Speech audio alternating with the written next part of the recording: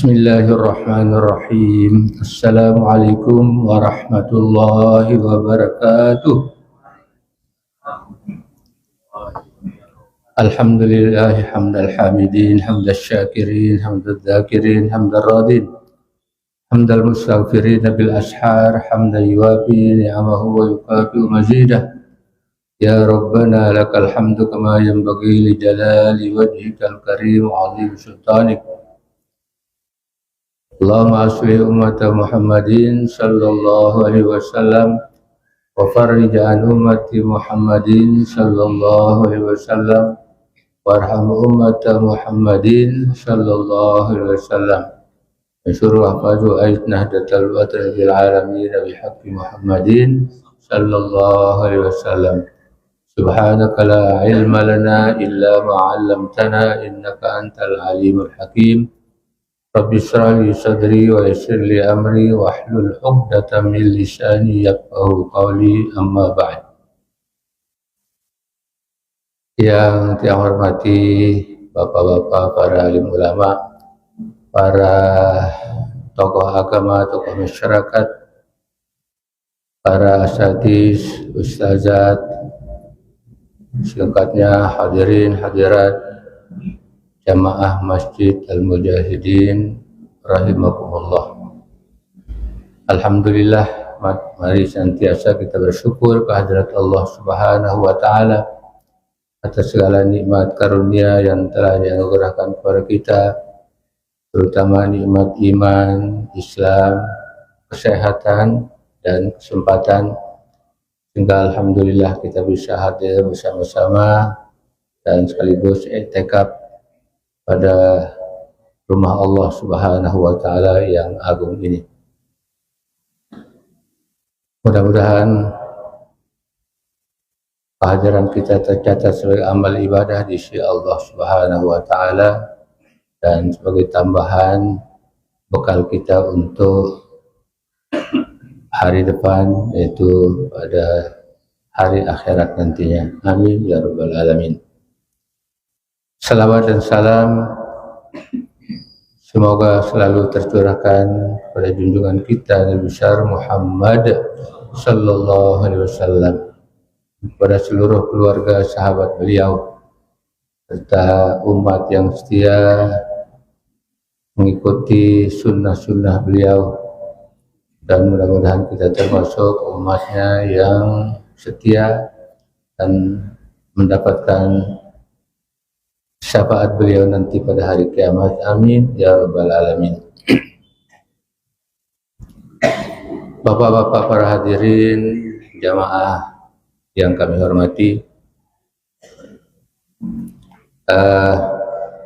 kajian kita pada malam ini yaitu tentang al-khisal al-mukaffirati lidzunubil mutaqaddimah wal mutaakhirah, yang disusun oleh Imamul Hafiz Syekhul Islam Ahmad bin Ali bin Hajar Al-Asqalani, yang kitab ini adalah kitab yang perlu dan sangat bermanfaat bagi kita, karena ini adalah al-khisal, artinya beberapa macam-macam amalan atau perbuatan yang bisa al-mukaffirah lidzunub al-mutaqaddimah wal mutaakhirah, bisa menghapus dosa yang telah terdahulu dan dosa yang akan datang. Ini alhamdulillah kita sudah sampai kepada masalah yang ke-10, yaitu fadlul ihlal minal masjidil aqsa.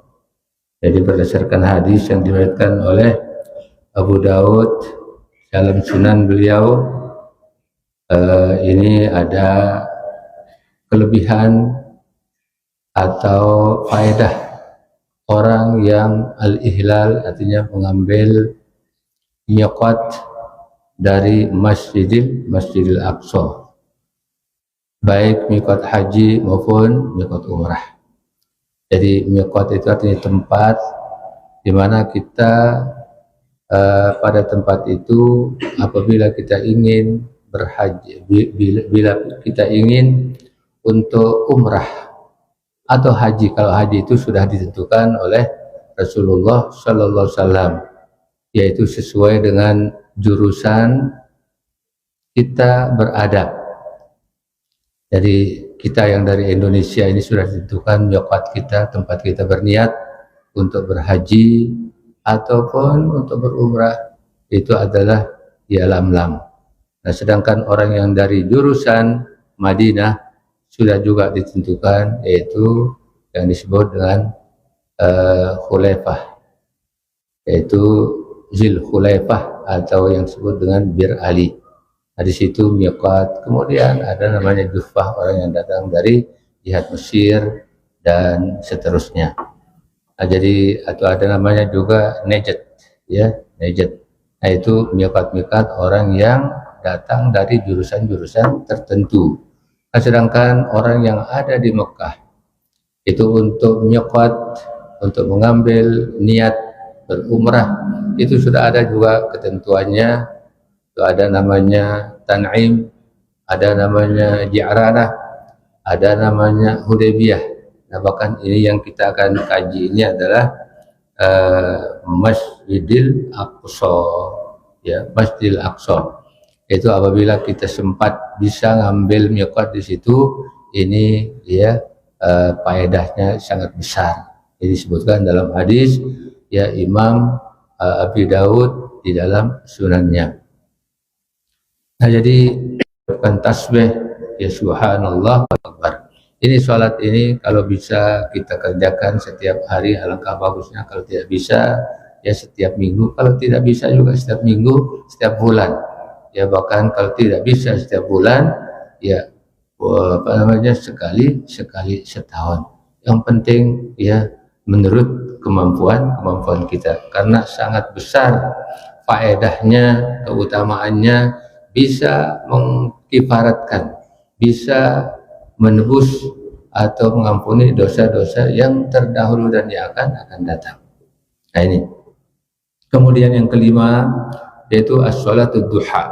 Nah, ini jadi selain sholat duha kemarin sudah kita bahas, itu adalah sholat yang luar biasa.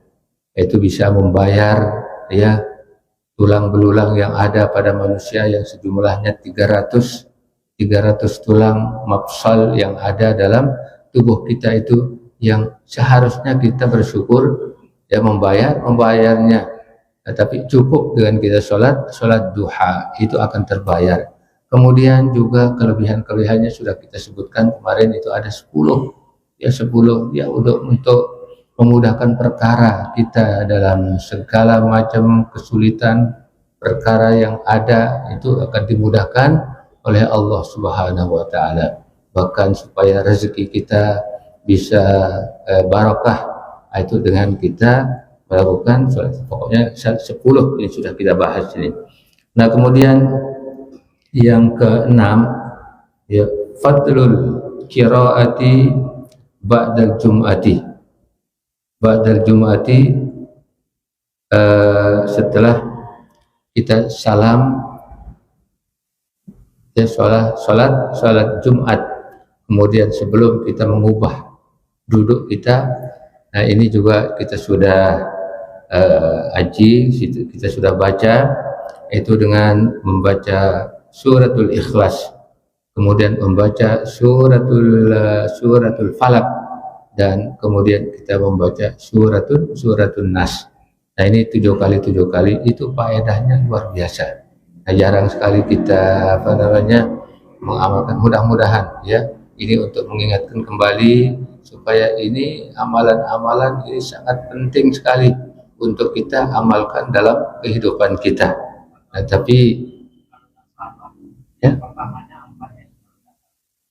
oh ya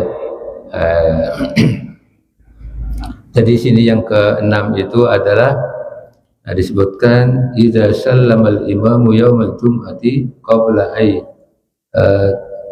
qabla ayyusniya rijlahu Fatihatul Kitab. Betul ya. Jadi Fatihatul Kitab dulu ya, kita baca Al-Fatihah ya. Kemudian baru qul huwallahu ahad, qul a'udzu birabbil falaq, dan qul a'udzu birabbin nas ya. Nah, ini kadang-kadang kita ingat, kadang-kadang ya, tapi mudah-mudahan ya, mudah-mudahan setelah ini fadilah amal ini, seperti kata Imam Nawawi ya, seyogianya, seharusnya ya bagi kita yang yang ingin untuk mendapatkan faedah, supaya kita bisa melaksanakannya. Alhamdulillah, saya lupa menyebut Al-Fatihah, tapi alhamdulillah ada jemaah kita yang itu sudah mengamalkannya, alhamdulillah. Jadi itu faedahnya luar biasa ya, bisa seperti hadisnya disebutkan di sini, atau hadis yang diriwayatkan oleh Imam At-Tirmizi. Kemudian ihtisaban, mencari keredaan Allah Subhanahu wa taala itu. Nah, jadi yang menjadi pokok ya, apa yang kita laksanakan itu adalah kita mencari atau keredaan Allah Subhanahu wa taala.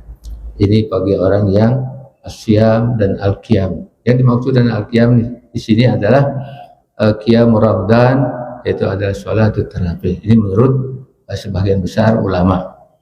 Yang dimaksud dengan qiyam itu qiyamul lail. Ada mengatakan qiyamul lail itu adalah sholat tahajud, sholat malam. Tapi ini kebanyakan mengatakan adalah sholatul tarawih ya. Ini yang ke-7. Kemudian yang ke-8 ya, fadlu qiyami lailatul qadar fil ashril bawaqi, katanya fi ashril bawaqi, yaitu pada 10 yang terakhir ya, pada 10 yang terakhir, malam-malam yang ganjil itu tempat Lailatul Qadar. Itu adalah malam-malam yang sudah disebutkan, cuma tidak disebutkan tanggal berapa, apakah tanggal 21 atau tanggal 23 atau tanggal 25 atau tanggal 27 dan tanggal 29 ya, malam-malam yang ganjil ya, yang ganjil. Nah, itu ada kaidah ya, Imam Ghazali maupun imam-imam yang lain ya, tentang malam-malam, yaitu tergantung dari, itu adalah tidak ditentukan oleh, tapi menurut tajribah, kebiasaan. Ada namanya Imam Zahid, itu selama beliau selama 50 tahun beliau senantiasa terus berjumpa dengan Lailatul Qadar, sehingga ya ada semacam pengalaman lah, tajribah, sehingga beliau bisa menentukan bahwasanya kalau kita mulai puasa pada hari ini, biasanya Lailatul Qadar itu pada malam ini. Nah, jadi ada semacam pengalaman kaidah, dan ini tidak ditentukan. Cuma saja menurut ulama yang banyak mengatakan itu berdasarkan dari surat Al-Qadar. Surat Al-Qadar itu menyebut Lailatul Qadar itu ya 3 kali dalam surat itu ya, surat Al-Qadar. Inna anzalnahu fi Lailatul Qadar. Pertama, Lailatul Qadri khairum min alfi syahr. Kedua, tanazzalul malaikatu war-ruhu fiha. Itu ada tiga yang disebut di situ dalam surat itu. Inna anzalnahu fi Lailatul Qadar. Lailatul Qadri khairum min alfi syahr. Tanazzalul malaikatu war-ruhu fiha bi izni rabbihim min kulli amrin salamun ya hatta ra'il fajr. 2 kali atau 3 kali ini? Ya, 2 kali ya, 2 kali. 3 ya. Bagaimana hitungannya ya? ayat. Yang penting katanya ayat di situ adalah 3. Jadi Lailatul Qadar itu hurufnya adalah 9. Ya 9. 3 kali 9 adalah 20. Ini menurut Ibnu Abbas. Jadi Lailatul Qadar itu bisa terjadi, ya itu biasanya terjadi pada tanggal 27 Ramadan. Nah, karena itu ya kalau kita di Mekah, ya di Mekah, nah ini orang biasanya umrah atau menghidupkan malam-malamnya itu biasanya ramai luar biasa itu pada tanggal 27. Ya, orang itu tidak tidur malam-malamnya, terus beriktikaf di masjid, sholat qiyamul lail, kemudian sholat tahajud juga di masjid. Jadi Masjidil Haram ini biasa, ya. Nah, jadi ini yang ke-8. Yang ke-9 yaitu fadlu syiyami yaumi Arafah, ya. Fadlu syiyami yaumi Arafah, kelebihan puasa hari Arafah. Hari Arafah. Nah, sebab disebutkan dalam hadis itu man shoma yauma Arafah ghufira lahu ma taqaddama min dzambi wa ma ta'akhkhar. Ini hadis ini diriwayatkan oleh Imam Muslim, hadis sahih. Ya, hadis sahih. Jadi itu ya waktu-waktu atau tempat-tempat, ya, karena ada namanya syaraful zaman. Syaraful zaman itu adalah kemuliaan, ya, kemuliaan waktu-waktu yang diberikan kemuliaan oleh Allah Subhanahu wa taala. Kemudian ada namanya syaraful makan. Syaraful makan, syaraf itu ada keagungan atau kemuliaan tempat yang disebutkan. Tempat yang paling mulia itu adalah masjid, ya. Abdul biqa ala wajhil ardi al masajid. Baik-baik tempat di muka bumi ini adalah masjid. Jadi di masjid itu kita duduk saja mendapat pahala, apalagi beramal-amal, apalagi ya zikrullah, itu akan tambahannya. Duduk sebentar aja di masjid, seperti yang kami sudah sampaikan itu disebutkan dalam kitab Iqna, yaitu kitab fikih, itu seukuran orang memeras susu kambing atau onta, kemudian diminum, setelah diperas diminum, itu ukuran itu seperti orang yang memerdekakan seorang hamba, seorang budak. Nah, ini kelebihannya. Kita berada atau duduk di dalam masjid. Yang ingat, ya, itu satu hadis kursi. Hadis kursi itu disebutkan dalam kitab Syarah Al-Azkar, yaitu Futuhar Rabbaniyah, dan di dalam kitab-kitab yang lain itu juga disebut syaratnya sahih, ya. Jadi itu yang diriwayatkan oleh Sayyidina Anas bin Malik. Sami'tu Rasulullah sallallahu alaihi wasallam yaqul, kata Anas bin Malik mengatakan, aku telah mendengar Rasulullah sallallahu alaihi wasallam bersabda. Apa sabda Rasul? Yaqulullah ta'ala, yaqulullah azza wa jalla. Telah berfirman Allah Subhanahu wa taala. Apa firman-Nya? Inni la ahummu bi adzabi ahli al-ardi. Wa idza ra'aituhu ya amarul masajid, ya, wa al-mutahajjidin wal mustaghfirin bil ashar sarabtu zalikal azab. Yaitu kalau tidak salah itu hadisnya. Jadi aku telah mendengar Rasulullah SAW mengucapkan bahwasanya Rasulullah SAW menyatakan Allah Subhanahu wa taala berfirman, ya, mengatakan, saya ya berencana untuk mengazab ya penduduk bumi. Tapi setelah saya lihat, kata Allah Subhanahu wa taala, firman Allah, saya lihat ada banyak orang-orang yang amarul masajid, yang memakmurkan masjid, yang yang datang untuk sholat berjamaah, pokoknya memakmurkan masjid. Itu kemudian kedua katanya banyak orang-orang yang al-mutahajjidin, orang-orang yang bangun malam untuk tahajud. Kemudian juga al-mustaghfirin bil ashar, di malam hari mereka itu mengucapkan istighfar. Nah, sehingga ya kata Allah, ya syarab tu zalikal azab, saya alihkan azab itu yang tadinya saya akan menjatuhkan azab kepada penduduk bumi. Nah, ini apa artinya? Ya, ini berkat adanya masjid, adanya orang-orang yang tahajud, orang yang memakmurkan ya, masjid dengan berjamaah.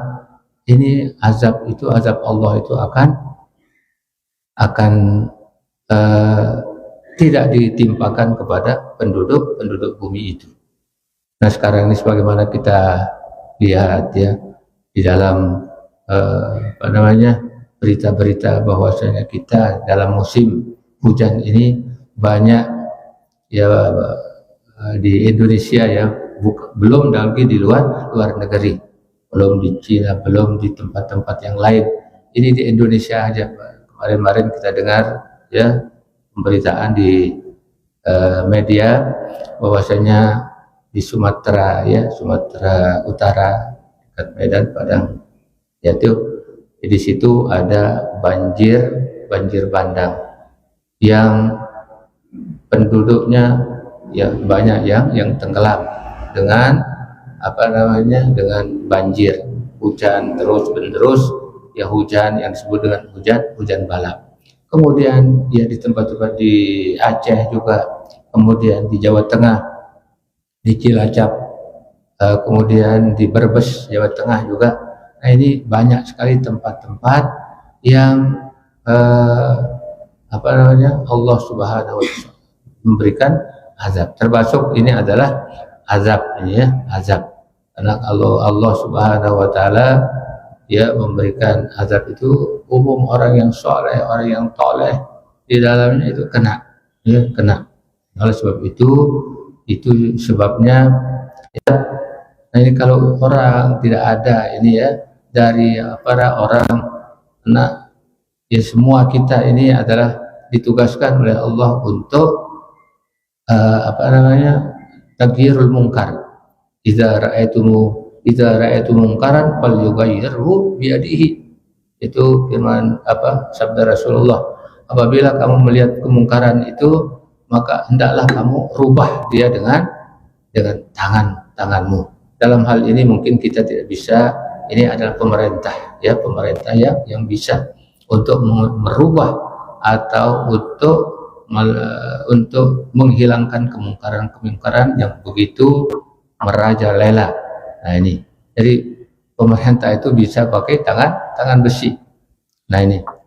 Nah, kemudian kalau kita ya itu mungkin ya fa'ilam takdir wabilisani, kalau kamu tidak mampu dengan pakai tangan besi, maka dengan ucapan ya, dengan peringatan, dengan nasihat dan berbagai cara. Nah, kemudian kalau tidak bisa juga itu, kita tidak bisa berdakwah ya, tapi ya dakwah itu kan bukan hanya ya kepada dari ustadz ya, tuan guru dan lain-lain. Setiap kita bisa mengajak orang ya ala kulli hal, itu kepada keluarga kita yang melakukan itu.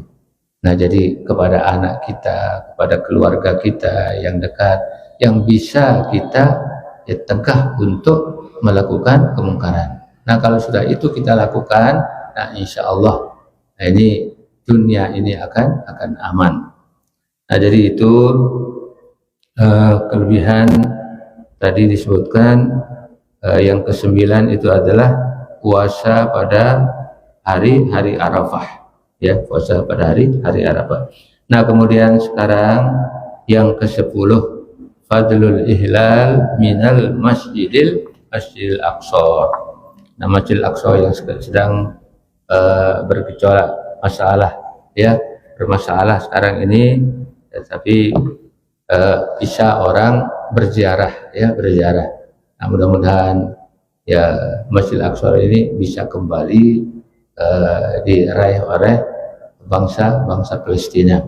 Yang bangsa Israel ini adalah dari dulu ya, orang-orang Israel itu ya, Bani Israel, kaum Bani Israel atau orang Yahudi ini ya selalu ya berbuat apa namanya, artinya walaupun diadakan perundingan selalu membatalkan ya, tidak amanah, tidak melaksanakan perjanjian itu. Seperti yang sekarang ini kita diadakan gencatan senjata di antara Israel dengan Palestina, tapi masih saja orang Israel ini ada menggempur ya dengan berbagai macam alasan. Nah memang begitu dari sejak Nabi Shallallahu Alaihi Wasallam di Madinah. Kita ketahui Bani Israel itu ada, ya orang Yahudi itu ada, yaitu Bani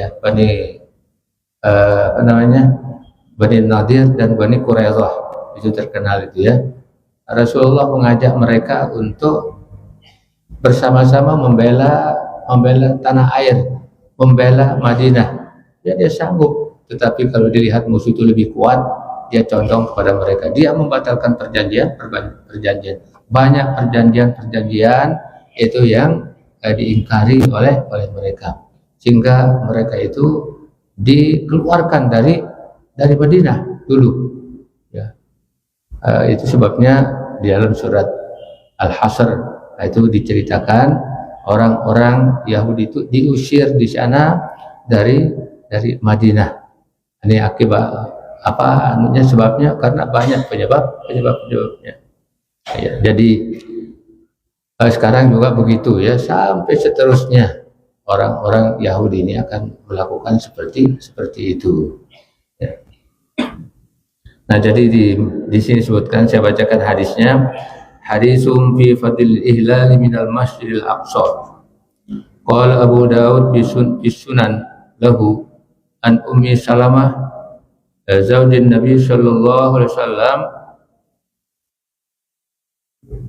wa radhiyallahu annaha syu'abil iman ya, syu'abil iman.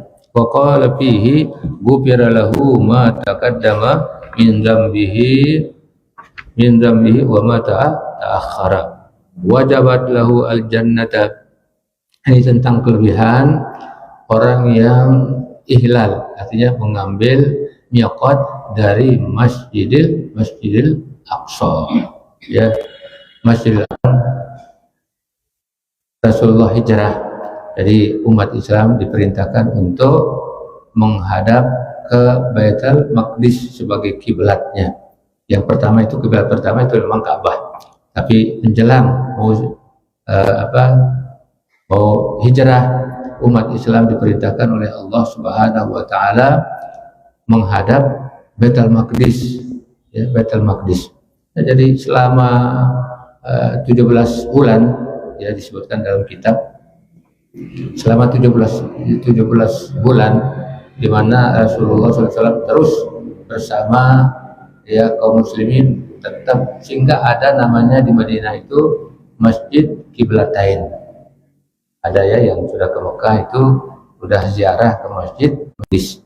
Tetapi pada satu malam subuh, waktu sholat subuh itu ada, pada malam itu diturunkan ayat oleh Allah Subhanahu wa taala ya dalam surat Al-Walli wajhaka syatral masjidil haram ya, walli wajhaka syatral masjidil haram wa haitsu ma kuntum fawallu wujuhakum syatrah. Itu jadi pada malam itu Masjid An-Nabawi ya, jadi mereka itu di sana untuk berjamaah bersama Rasulullah SAW, sholat maghrib dan sholat isya. Kemudian ya orang-orang yang sholat menghadap Baitul Maqdis itu orang yang pernah pada malam itu, pada waktu sholat maghrib, sholat isya sudah mulai dialihkan arahnya ke Masjidil Haram atau Ka'bah dan arah ke Masjidil Aqsa. Nah, itu. Jadi kenapa Rasulullah Shallallahu Alaihi Wasallam mohon selalu mengagung-agungkan Masjid Al-Aqsa ini? Bahkan mereka mengatakan masjid yang pertama di atas dunia ini adalah Masjid Allah yang ada di atas dunia ini. Yang pertama adalah Masjid Aqsa. Itu sebabnya ayat yang dalam surat diturunkan di dunia ini, kemudian dia mencari, diperintahkan oleh Allah Subhanahu wa taala untuk tawaf dan berhaji. Ada mengatakan pada tahun ke-6 Hijriah, ada mengatakan pada tahun ke-9 Hijriah. Sehingga Nabi mengerjakan haji yang wajib itu hanya satu kali saja, yang disebut dengan haji wada. Haji wada, berpidato sepertinya ucapan perpisahan. Karena di sana waktu Rasulullah SAW wukuf di Arafah, mulai dari pagi sampai zuhur, terus memberikan tausiah, memberikan peringatan, berpidato, berkhutbah di situ di Padang Arafah, tepatnya katanya di Jabal Rahmah, yang masih sampai sekarang ini Jabal Rahmah. Nah, jadi di situ Rasulullah SAW kata sahabat-sahabat, sepertinya pidato Rasulullah SAW pada saat itu sepertinya pidato perpisahan, sehingga haji itu disebut dengan haji perpisahan, haji wada. Wada artinya perpisahan.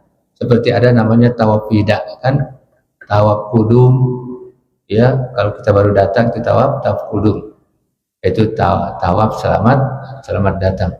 Kemudian ada namanya, jadi termasuk tawaf wida itu tawaf perpisahan, nanti menjelang kita akan pulang meninggalkan kota Makkah, itu kita diwajibkan untuk wida, untuk tawaf wida, itu tawaf perpisahan pada Ka'bah. Hanya itu yang disebut dengan tawaf wida. Siapa yang tidak tawaf wida itu kena dam. Ini menurut mazhab kita. Jadi kalau orang misalnya sudah pergi berhaji, kemudian dia pulang tanpa tawaf, itu wajib dia mengeluarkan dam, sebagai ganti daripada wajib haji, yaitu tawaf wida itu. Jadi tawaf wida itu sekarang ini agak sulit orang dari tahun ke tahun itu perubahan waktu, perubahan masa, dan perubahan keadaan. Nah, dulu orang kalau tawaf itu belum banyak orang, itu bisa kita ngucup setiap putaran, setiap putaran. Dulu mungkin sebelum tahun 75, 75 sekitar di bawah tahun 70, mungkin orang bisa setiap putaran itu bisa mengucup, mencium Hajarul Aswad. Tapi sekarang ini Masya Allah, selama kita di sana tidak bisa. Nah, bahkan ulama kita mengatakan, Imam Syekh Ismail mengatakan itu haram hukumnya kalau sampai menyakitkan orang. Itu kita akan mengambil fadilah, kita akan mengambil kelebihan untuk mencium Hajarul Aswad, tiba-tiba tapi menyakitkan orang. Banyak orang-orang yang kita sakitkan, kita tendang, kita dorong, kita bahkan sampai ada yang kadang-kadang luka. Nah, ini sehingga itu dibolehkan. Kita cukup dengan mengecup tangan kita. Setiap kita tawaf itu kita mengatakan Allahu Akbar, kemudian kita cium